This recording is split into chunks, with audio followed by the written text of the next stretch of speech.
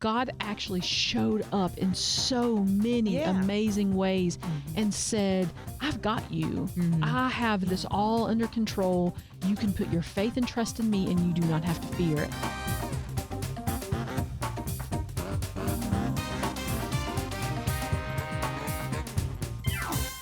There, you are listening to the Girl Talk podcast, brought to you by our friends at Fox Toyota of East Tennessee. Hello there, my name is Carol. I'm Kelly. Hey, I'm Tricia. And we're glad you've joined us today. So, here at the beginning of season 7. It's the beginning of season 7, y'all. Can you believe that? How exciting. Well, here's the thing that I want us to dive into today.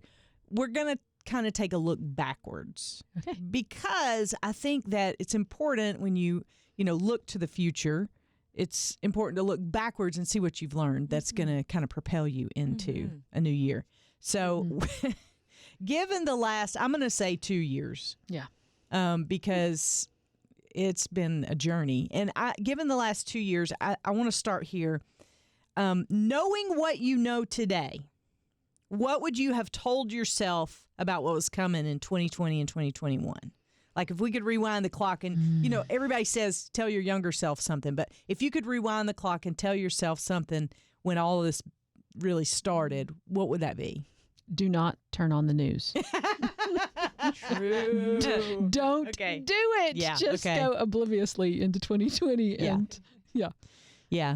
Yeah, I wouldn't have wanted to know what was coming. You know what I mean? That would have I would have been fearful. Yeah. But I think knowing that it's all going to be okay. It's going to be hard. It's going to be hard, but you're going to come out the other side different for sure. Having learned a few things, having lost a few things, but you're going to come out on the other side. And that's the kind of the hope we have with Jesus. Right.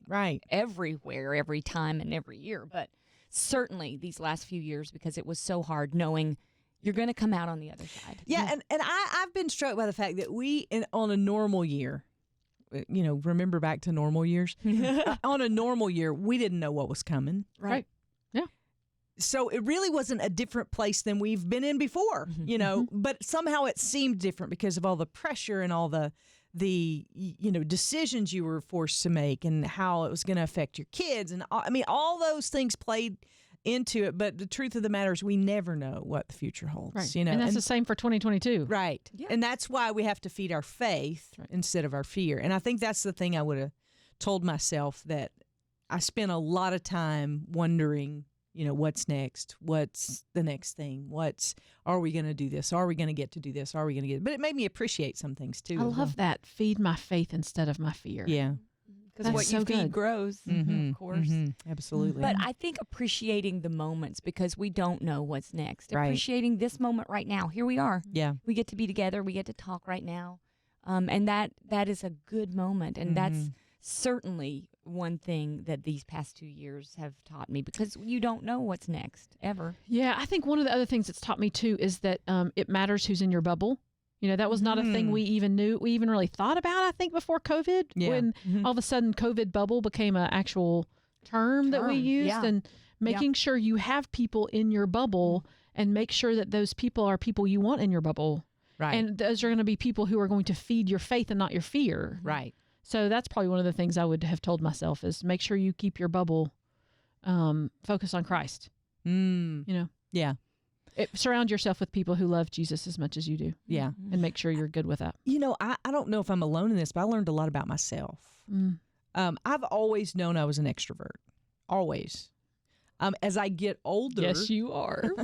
As I get older, I love that part of my personality, but I find that it takes me more time to recover when I'm extrovertedly. Is that, I'm making up words now. I think so, but it's all right. We understand. You're getting a little more introverted. Yeah. Yeah. I get love that. being with people, but there are times when I need to come away and take some headspace and just be alone. That's something I'd never needed in my younger years, 20s and 30s even. I was like, no, give me people all the time. And when the pandemic hit, I had a whole list of things that, like, if I ever, because, you make up those scenarios in your mind. If you ever work from home, if you ever do this, if you ever do that, if I ever have any time where I'm just, stuck at home, here's some things I'm going to do. Organize the junk drawer. Didn't get done. Nope. It's junk. Why organize it? I know, exactly. Okay, so I learned that I was an extrovert, but I also learned that just because it doesn't look like what it looked like before COVID doesn't mean it still can't be good. Because here's the thing that I found out. Like, although we were quarantined and we were asked to stay at home, you could still get out and go for a walk. Oh, yeah. Nobody could. But I think for a time period, it felt like we really couldn't leave our homes. And so I felt really stuck and like, oh, I'm going to climb the walls here. But you can go out and go for a walk. You can, play tennis outside, or you can do the outside thing. So it made me appreciate the outdoors more. Oh, yes. And remember how beautiful that spring was? Yeah. Oh, yeah. It was glorious. That Easter was really special. Yeah. Mm-hmm. Yeah. So I appreciate that. So I don't want us to just stay in the past, because I don't think that's a healthy thing either. I want it to propel us into this year with some new things that I think that we can, learn from last year and kind of take into this new year to propel us forward. I don't think, I have a friend of mine, she's a wonderful author, just a wise woman. Her name's Susie Eller, and she told me a long time ago, she said, you need to visit your past as a scholar, not as a victim. And I think it was one of the wisest things I've ever heard. So shout out to Susie Eller. She said that. And I think we've got to make that same choice now headed into a new year to revisit and look at all that COVID took from us, not as a victim, but as a scholar, and what we can learn going forward. So how do we do that in the new year? What did we learn that we're going to take in and kind of, because I always said, and I'm going to just be brutally honest here, I said we're not going to be as busy as we were pre-COVID, and we're busier now. Sure. I agree. We're making up for lost time. Yeah. Because you don't want your kids to miss out on anything because they missed out on so much. Yeah. So you overcompensate for the activities. And ourselves too. Yeah. Yeah. And I say yes to more things than I should. One of my greatest blessings from COVID was, and from the lockdown kind of maybe specifically, was that relationships I developed with my neighbors. That I now have a tribe that I didn't have before. That's with great. a greater depth of relationship, because we struggled through hard stuff together. We created our own little bubble. And so I want to fiercely protect that going into 2022, that I want those people who are all believers too, to continue to speak into my life and be part of my tribe. That's good. Such a blessing. So that's one of my big takeaways. That's good. Yeah. I'm kind of stumped a little bit. I'm thinking about what God has taught me this past year that I really want to make sure I take into the next year. There are two big things. The other one of the most important ones isn't necessarily specific to just the past 2 years in terms of our culture, but it is specific to what I went through. And that's just that my identity is not found in accomplishments or in accolades or even how many people like or don't like you, but that my identity it has to be as a child of God. Yeah. That is the only stable thing. I can't control all the other things.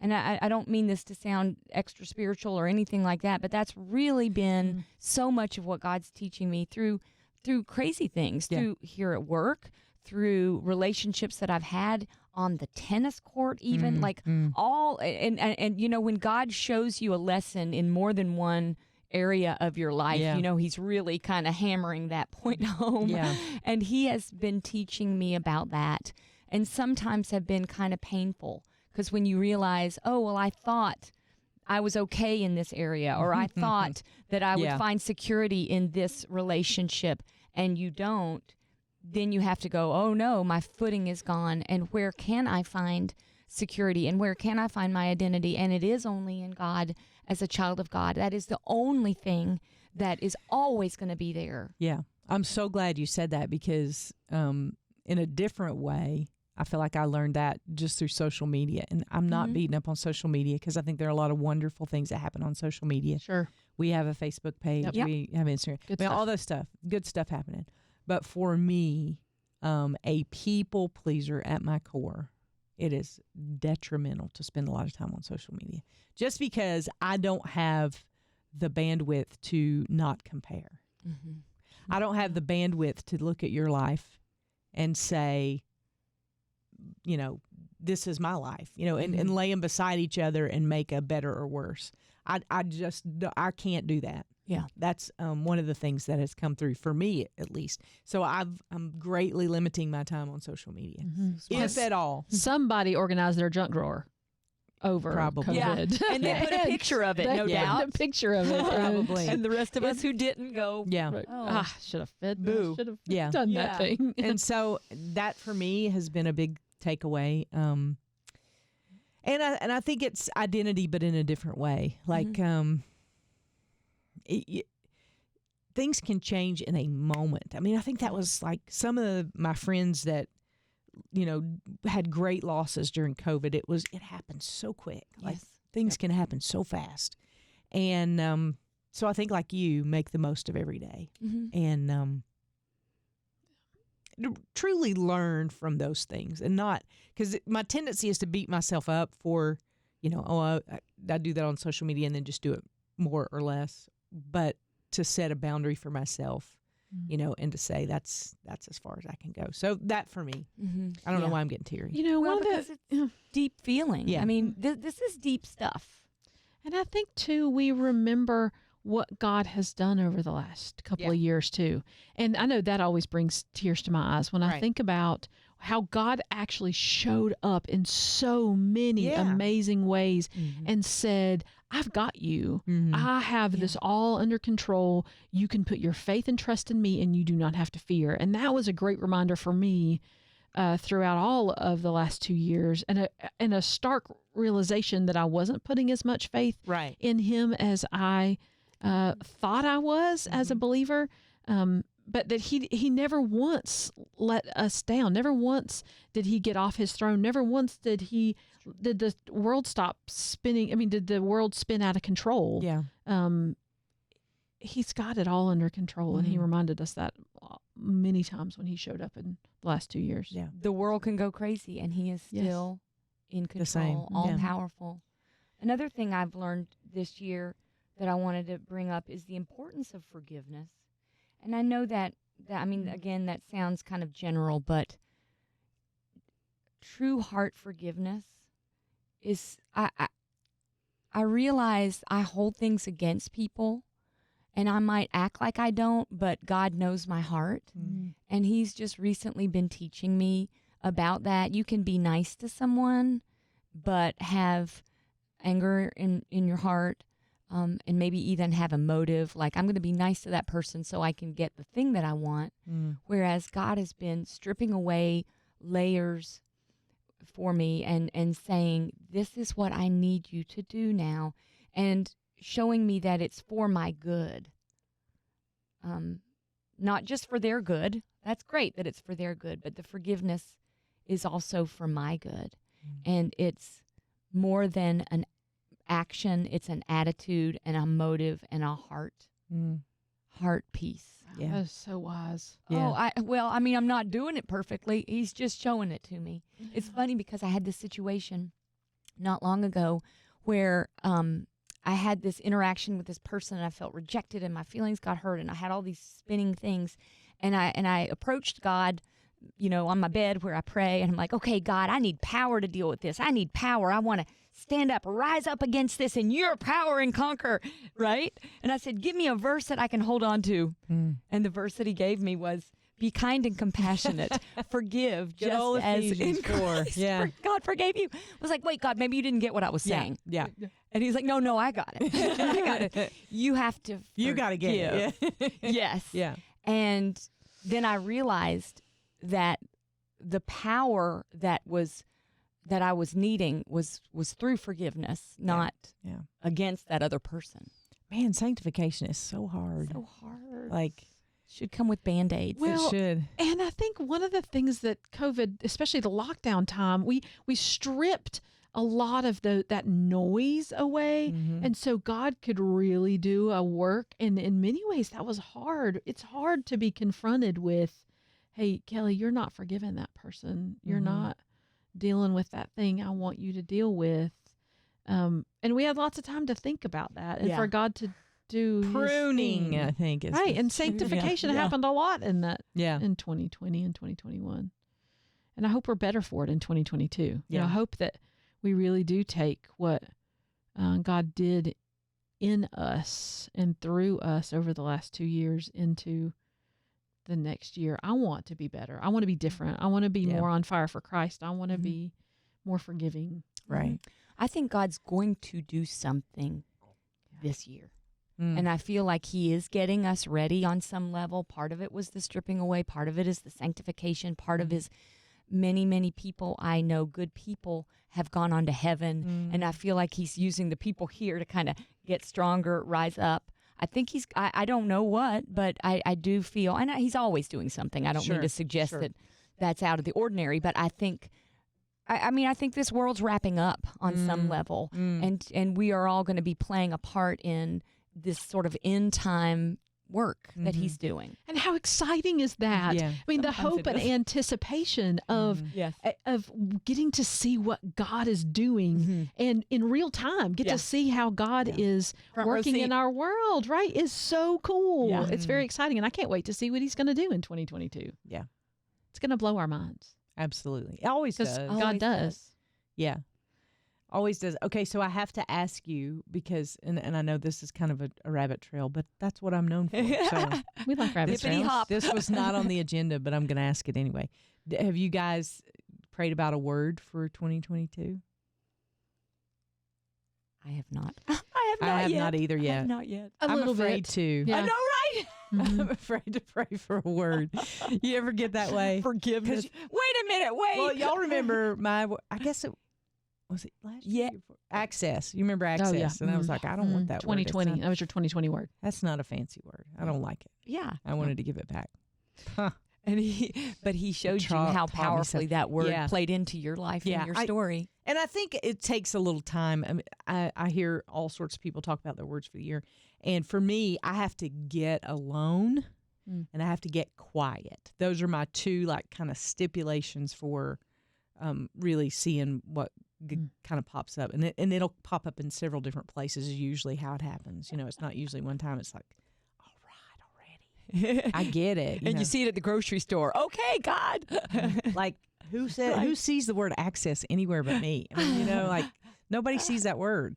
But when God's kind of pressing on that place in your heart. And so I hope to be able to spend a little time being quiet and being still. Yeah, part of it for me is that he's working on the word intentionality for me. Yeah. I feel like 2020 and 2021 was kind of by the seat of my pants. Yeah.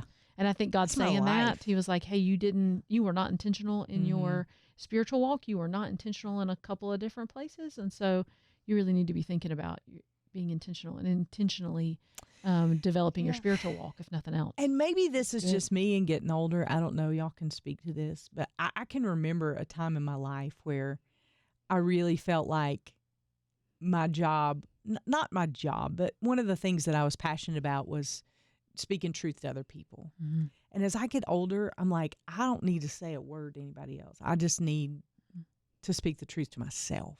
Like, is that a getting older thing, or is that? No, it's a maturation thing. I think it's a spiritual maturity that's taking place. Here's what I think. I think the more we see our own weaknesses and our need for God, we're getting stronger spiritually. It doesn't always feel like that. It was like, wait a minute, I'm supposed to be feeling strong and powerful like you do at the gym when you start to see your bicep muscle pop up. Right. But I think it's different with God's fitness. Yeah. And when we are growing closer to him, we start to see even the little thoughts that we have that don't line up with his word and his purpose. That's a good point. And so it can be, wait a minute, I thought I was better than this. Yeah. Well, he's taking our hand and walking us down that path, growing closer to him. And I think that's part of it. It's like we see, I need to be working on myself before I'm working on anybody else. Yeah. So I think that's a good sign. And I think that's part of the sanctification process too, is that the process of becoming more like Christ that's the definition of sanctification. So is that you are, it's not about what you're doing for other people. It's not about God using you to do his work for other people. God is also using you to do better work in you. He is changing you. And so maybe that's part of what God's saying to you this year is that, hey, Carol, this is not about you serving others this year. This is about you listening to me and going deep with me and let me speak to you. Yeah. And the cool part is when you do that, he uses that and other people see. You don't have to say it. Right. They see it. Yeah. So true. Well, we would love to hear about what you have learned in the last couple of years, lessons you're taking into the new year, ways that you have grown. All that stuff is very important to us. We don't just do this podcast and sit down behind microphones just for fun. I mean, it is fun. We do have fun doing it. But we do it because we want to hear from you, and we want to build a community that encourages one another and that builds each other up. So we would love to hear from you. You're always welcome to email us at girltalk@thelightfm.org. I can't underscore how excited we get when we get an email from you kind of sharing your heart with us, because that is so important to us. And we want to say again, thank you to our friends at Fox Toyota of East Tennessee. Couldn't do this each and every week without your help. Thank you for being such great friends of this ministry, and thank you for listening today. Hey, if you want to join the Girl Talk team and be a part of what's going on here, the best way you can do that is give us a like or a share of the podcast, because that helps other people learn about us. That's kind of how that whole thing works. They tell me. I don't know, 'cause I'm not that smart, but that's what they tell me. So if you like the podcast, if you like the podcast page on Facebook, more people get exposed to that, and more people get to hear the truth of the gospel, and that's why we're here anyway. So if you'd do that for us, we'd be eternally grateful, and we'll see you next time. We gather right here around these microphones for the Girl Talk podcast.